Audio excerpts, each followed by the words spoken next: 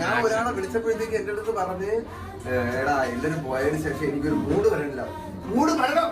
A professional blogger never let his get in the way of blogging.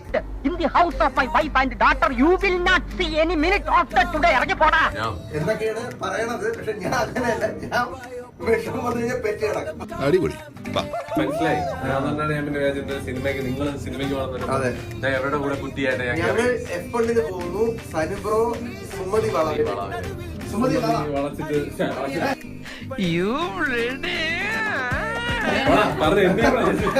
ഭഗവാനെ ഞാൻ മാറ്റിനെ പോയി.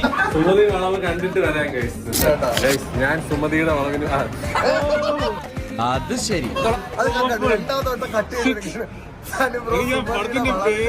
വളയ്ക്കാൻ പോകും. ഞാൻ അത്രക്കാരൻ നെഹി ഹേ. സുമതി വളവ് കണ്ടിട്ട് വരാൻ കഴിച്ചു. எங்க பிள்ளைங்க எல்லாம் பயங்கரம்